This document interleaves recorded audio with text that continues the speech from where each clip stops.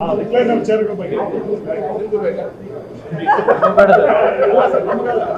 ಯಾಕಂದ್ರೆ ಬಿಜೆಪಿಯವರು ಇಂಥದ್ದು ಅಗತ್ಯ ಇಲ್ಲ ಅಂತೆಲ್ಲ ಸ್ವಲ್ಪ ಟೀಕೆ ಮಾಡ್ತಿದ್ದಾರೆ.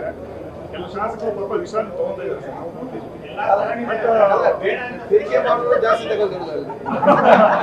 ಸರ್ ಅಲ್ಲ ಅದರಿಂದ ಏನಾದ್ರು ಉಪಯೋಗ ಆಗಿದೆ ಅಂತ ಜನ ಶಾಸಕರು ಇನ್ವಾಲ್ವ್ ಆಗ್ತಿದಾರ ಅಂತ.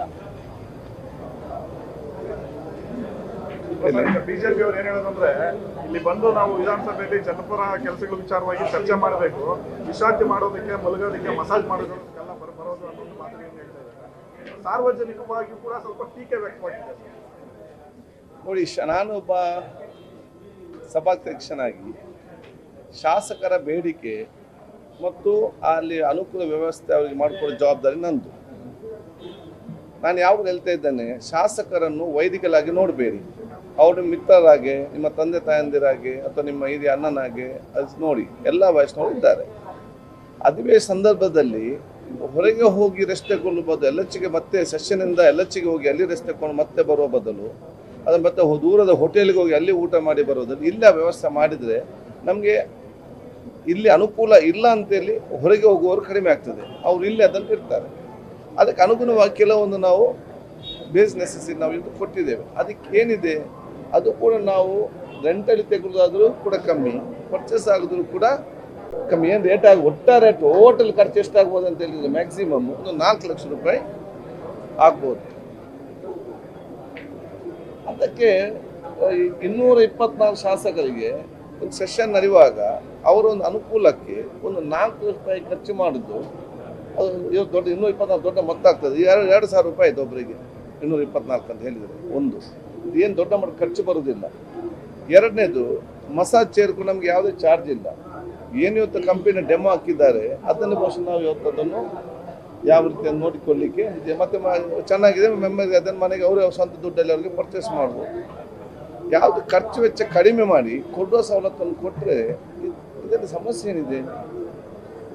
ಟೀಕೆ ಮಾಡೋರು ಇರಲಿ, ಅದು ಇನ್ನೊಬ್ಬರು ಇರಲಿ, ನಮಗೆ ಯಾವುದೇ ಪಕ್ಷಾಧಾರಿತವಾಗಿಲ್ಲ. ಅದು ಎಲ್ಲರಿಗೂ ಕೊಡುವಂಥ ಅವಕಾಶ. ಮತ್ತು BJP ಪಕ್ಷದ ಮತ್ತು ಪ್ರತಿಪಕ್ಷದ ನಾಯಕರೇ ನೀವು ಆಡದ ಲಾಂಜಲ್ಲಿ ಮಾತ್ರ ಅಲ್ಲ, ನಮ್ಮ ಲಾಂಜಲ್ಲಿ ಕೂಡ ಹಾಕಿ ಅಂತ ಕೂಡ ನಮ್ಮ ಹತ್ರ ಬಂದು ಕೇಳಿದ್ರು. ಅವ್ರ ಬೇಡಿಕೆ ಕೂಡ ಇತ್ತು, ಅದು ಸ್ವಾಭಾವಿಕ ಇರುವಂಥ ಅದೇನು ಇದಿಲ್ಲ.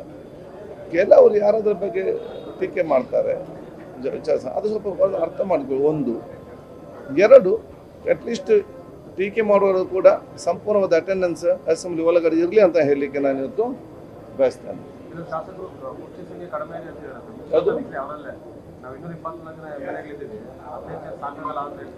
ಅಲ್ಲ, ಇಲ್ಲಿ 224 ಮಲಗಿದ್ರೆ ಮತ್ತೆ ನಾನೆಂತ ಮಾಡೋದು ಇಲ್ಲಿ? ಅದಕ್ಕೆ ಯಾರಿಗೆ ಬೇಕು ಅವ್ರು ಮಾತ್ರ ಅಲ್ಲಿ ಹೋಗ್ತಾರೆ. ಅದಕ್ಕೆ ನಾವು ಸೀಮಿತವಾಗಿ ಇಟ್ಟಿದ್ದೇವೆ.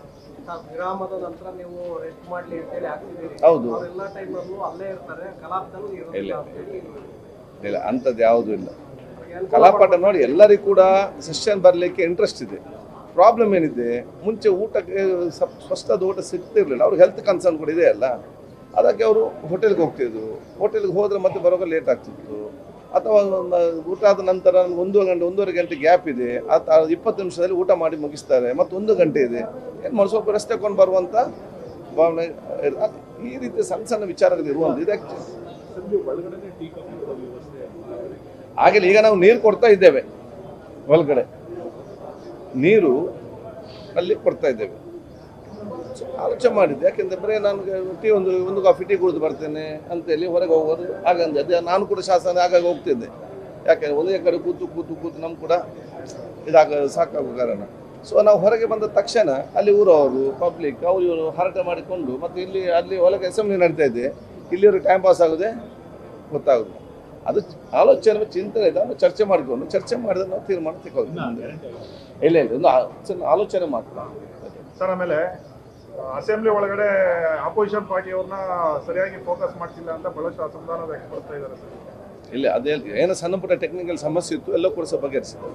ಅಲ್ಲ, ಅವರು ಪ್ರೊಟೆಸ್ಟ್ ಮಾಡಿದಂಥ ಸಂದರ್ಭದಲ್ಲಿ ಏನು ಗಂಭೀರವಾದಂಥ ವಿಚಾರ ಪ್ರಸ್ತಾಪ ಮಾಡಿದಾಗಲೇ ಅದೇ ಯಾವಾಗ ಕೂಡ ಆಗಲಿಲ್ಲ.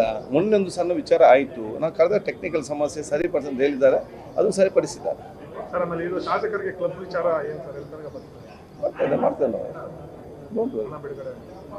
ನೋಡಿ. IAS ಆಫೀಸರ್ಗೆ ಕ್ಲಬ್ ಇದೆ, KS ಆಫೀಸರ್ಗೆ ಕ್ಲಬ್ ಇದೆ, ಸರ್ಕಾರಿ ನೌಕರನವರಿಗೆ ಒಂದು ಜಾಗ ಇದೆ, ಒಂದು ಕೂತ್ಕೊಳ್ಳಿಕ್ಕೆ, ಮಾತಾಡಲಿಕ್ಕೆ, ಊಟ ಮಾಡಲಿಕ್ಕೆಲ್ಲ. ಇಷ್ಟು ಶಾಸಕರಿಗೆ ಇರಲಿಲ್ಲ. ಈ ಸಲ ಶಾಸಕರು ಅದನ್ನು ಮಾಡ್ತೇವೆ. ಶಾಸಕರ ವೇತನ ಹೆಚ್ಚಳ ನನಗೆ ಗೊತ್ತಿಲ್ಲ. ಆಯ್ತು, ಸರ್ಕಾರದ ಮಂತ್ರಿ ಯಾವುದು ಅಲ್ಲ, ಈಗ already running started, already running. ಅದು ಎಲ್ಲ ಇದ್ದಂಥ ಸ್ಟ್ರಕ್ಚರನ್ನೇ ಯಾವ ಅದಕ್ಕೆ ನಮ್ಮ ಅಖಿಲ ಜೊತೆ ಅದನ್ನು ಏನು ನಾವು ಅಡಚಣೆ ಮಾಡದೆ ಇದ್ದದ್ದನ್ನೇ ಇದ್ದ ರೀತಿಯಲ್ಲಿ ಪರ್ಮಿಷನ್ ಮಾಡ್ತೇವೆ. ಆದಷ್ಟು ಬೇಗ ಕೆಲಸ ಪ್ರಾರಂಭ ಮಾಡ್ತೇವೆ. ಸರ್, ಆಮೇಲೆ ನೀವು ಪ್ರಮುಖವಾಗಿ ಸಚಿವ ಸ್ಥಾನಕ್ಕೆ ಏನೋ ಸ್ವಲ್ಪ ಡಿಮ್ಯಾಂಡ್ ಮಾಡ್ತಿದ್ದೀರಾ ಅಂತ ಯಾವುದು ಈಗ ನಾನು ಅಲ್ಲಿ ಅಸೆಂಬ್ಲಿ ನಡೆಸ್ತಾ ಇದ್ದಾನೆ, ಅದೇ ಜಾಗದಲ್ಲಿದ್ದೇನೆ. ನಂದು ಯಾವ ಖುಷಿಯಾಗಿದ್ದೀರಾ ಸರ್ ಆ ಸ್ಥಾನದಲ್ಲಿ? ನಾನು ಎಲ್ಲಿ ಹೋದ್ರೂ ಕೂಡ ಖುಷಿಯಲ್ಲಿ ಇರ್ತೇನೆ. ನನಗೆ ಯಾವ ಖುಷಿ ಅಂತ ರಾಜ್ಯಕ್ಕೆ ಕಾಣುದಿಲ್ಲ, ಅವತ್ತು ರಾಜ್ಯಕ್ಕೆ ಬಿಟ್ಟು ನಿವೃತ್ತಿ ಆಗ್ತೇನೆ.